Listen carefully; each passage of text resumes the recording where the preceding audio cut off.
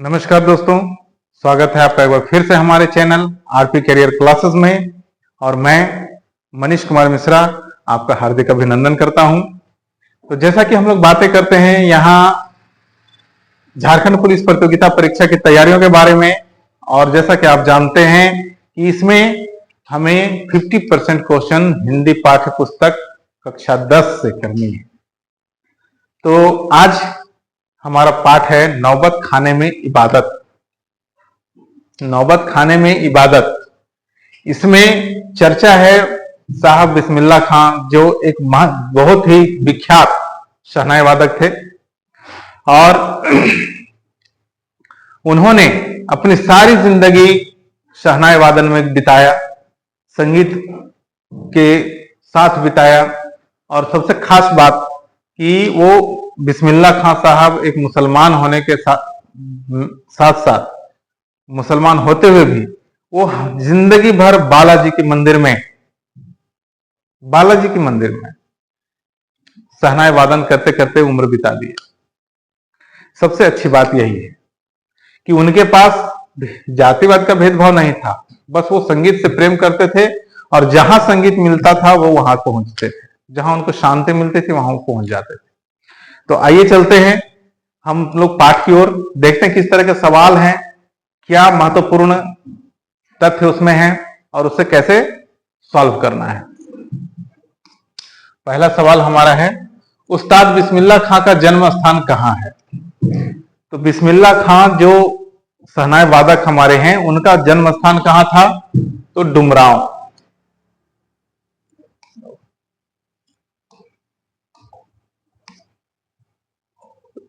उनका जन्म स्थान डुमरांव था।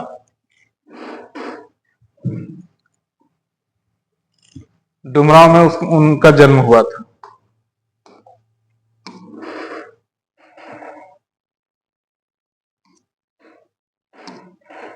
अगला सवाल है कि अली बख्श के खानदान का क्या पेशा था? अब अली बख्श जो थे उनके खानदानी पेशा क्या थे? तो उनका खानदानी पेशा था शहनाई वादन। सभी लोग शहनाई बजाते थे। ये शहनाई बजाने का सिलसिला पूर्वजों से चलता आ रहा था। बिस्मिल्लाह खां का बचपन का क्या नाम था? बिस्मिल्लाह खां शुरू से बिस्मिल्लाह खां नहीं थे, बचपन में उन्हें किसी और नाम से जाना जाता था। तो उनका नाम क्या था? अमीरुद्दीन। उनका नाम था अमीरुद्दीन। बाद में जब शहनाई वादक में उन्होंने ख्याति पाई तो उनका नाम बिस्मिल्लाह खां हो गया। अगला सवाल है कि नौबत खाना किसे कहते हैं? नौबत खाना किसे कहते हैं? तो उसका सही जवाब हमारा होगा कि प्रवेश द्वार पर, जहां लोग अपना प्रवेश द्वार रखते हैं, वहां पर एक ऊंचाई पर एक स्टेज की तरह बालकनी बनाई जाती है, जहां बैठ के लोग शहनाई का वादन करते हैं। लोग सामने नीचे जो होते हैं बैठे या खड़े होते हैं, वे लोग उसका आनंद लेते हैं। तो उसी को हम नौबत खाना कहते हैं। जहां से मंगल ध्वनि बजाने की जो जगह है उसे नौबत खाना कहते हैं। अगला सवाल है कि अमीरुद्दीन और शमसुद्दीन में उम्र कितना का अंतर था? अमीरुद्दीन और शमसुद्दीन दोनों भाई, यानी बिस्मिल्लाह खां के भाई। तो दोनों में उम्र का कितना अंतर था? 3 वर्षों का। दोनों में 3 वर्ष का अंतर था। 3 वर्ष के बड़े छोटे रहे दोनों भाई। शहनाई को बजाने के लिए किसका प्रयोग किया जाता है? यानी शहनाई किस यंत्र के सहारे बजती है? तो उसमें सबसे महत्वपूर्ण अंग होता है रीड। रीड एक तैयार किया जाता है पत्ते से, पीपीहा टाइप की तरह, उसी के सहारे शहनाई की आवाज आती है। अमीरुद्दीन के नाना जी कहां पर शहनाई बजाने जाते थे? जो उनके नाना थे बिस्मिल्लाह खां साहब यानी अमीरुद्दीन के, वो शहनाई कहां बजाते थे?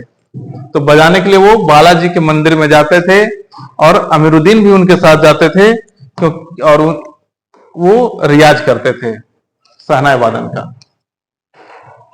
अमीरुद्दीन के पिता का क्या नाम था? अब वो तो नाना थे, अब पिता की बात आती है कि उनके पिता का नाम क्या था? पैगंबर बख्श। वो थे अली बख्श, ये है पैगंबर बख्श। कचौड़ी को संगीतमय क्यों कहा है? अब इस कहानी में कहीं तथ्य था कि जब बिस्मिल्लाह खां जाते थे बालाजी के मंदिर में, तो रास्ते में वहां कचौड़ियों की खुशबू आती थी, उसकी ध्वनि जो आती थी वो बिल्कुल संगीतमय लगती थी। क्यों? तो कलकलाते घी में जब कचौड़ी पड़ती थी तो छन्न की आवाज होती थी, और उस छन्न की जो आवाज होती थी वो बिस्मिल्लाह खां को किसी संगीत से कम नहीं लगता था, इसलिए उसको संगीतमय कहा गया।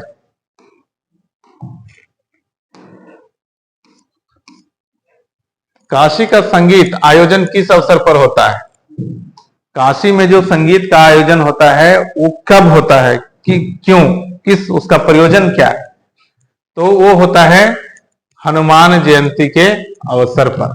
जब हनुमान जी का जन्मदिन मनाया जाता है तब वो काशी का संगीत आयोजन किया जाता है। वास्तव में अमीरुद्दीन को संगीत की प्रेरणा किससे मिली थी? यानी अमीरुद्दीन तो बालक था, उसे संगीत से लगाव कब और कैसे हुआ? तो संगीत से उसका लगाव इनके से हुआ, रसूलन बाई और बतूलन बाई से। क्योंकि जब ये मंदिर जाया करते थे नाना के साथ, तो रास्ते में एक जगह मुजरा होता था जहां रसूलन बाई और बतूलन बाई मुजरा किया करते थे अपने कोठे पे, और वहां पर जो संगीत बजती थी और इनके पांव के घुंघरुओं की जो थिरकन सुनाई देती थी, उसी से इनके दिमाग में संगीत की रुचि बढ़ गई। इसलिए अगर ये इन्हें बिस्मिल्लाह खां को अगर संगीत से प्रेम हुआ तो इन्हीं रसूलन बाई तथा बतूलन बाई के वजह से। नमाज के बाद बिस्मिल्लाह खां सजदे में किसके लिए गिड़गिड़ाते थे? यानी जब नमाज पढ़ लिया करते थे तो क्या मांगा करते थे, क्यों, किस लिए नमाज पढ़ते थे बिस्मिल्लाह खां?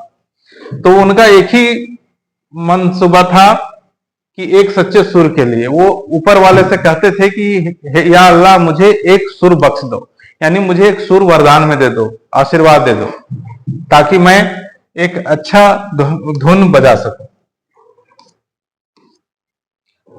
बालक अमीरुद्दीन बालाजी के मंदिर में क्यों जाता था? तो जैसा कि मैंने बताया कि शहनाई वादन का अभ्यास करने के लिए वो नाना के साथ जाया करते थे।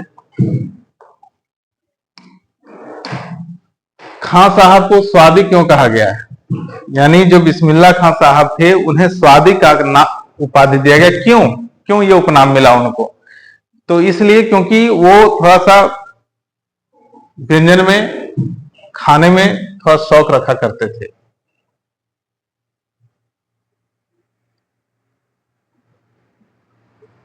उन्हें शहनाई का शौक था कुछ ज्यादा ही,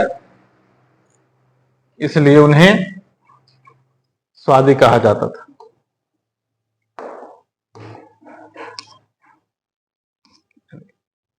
बिस्मिल्लाह खां को खुदा की किस चीज पर विश्वास है? बिस्मिल्लाह खां साहब को ऊपर वाले की किस बात पर बहुत विश्वास है? तो ये बात हम देखेंगे कि वरदान की शक्ति पर, यानी उन्हें इस बात का पूरा यकीन है कि ऊपर वाला जो वरदान देगा और देगा जरूर, और जो देगा वो बहुत प्रभावी होगा, इसलिए उस पर पूरा भरोसा है। दाद देने की इसका सही तरीका क्या है? तो दाद देने का, यानी दाद मतलब शाबाशी करने का सबसे सही तरीका क्या है? तो उसका सही तरीका है कि जुबान से एकदम दिल से निकले, वाह क्या बात। तो वाह जो शब्द है, ये वाह शब्द ही सबसे सही तरीका है दाद देने का, यानी शाबाशी देने का। नमाज के बाद बिस्मिल्लाह खां सजदे में क्या कहते थे? तो सिर्फ एक ही बात कहते थे कि मेरे मालिक मुझे एक सुर बख्श दे, यही मांगते थे वो ऊपर वाले से। अवधी पारंपरिक लोकगीतों एवं चैती में किसका उल्लेख बार बार मिलता है? जो गीत अवध में गाया जाता है, जो गीत चौपाल में, चैती में गाया जाता है, उसमें सबसे अधिक किस वाद्य यंत्र की चर्चा है? तो उसमें है शहनाई का। सबसे ज्यादा शहनाई का चर्चा है, क्योंकि इन समय में इन गीतों में शहनाई की जरूरत पड़ती है।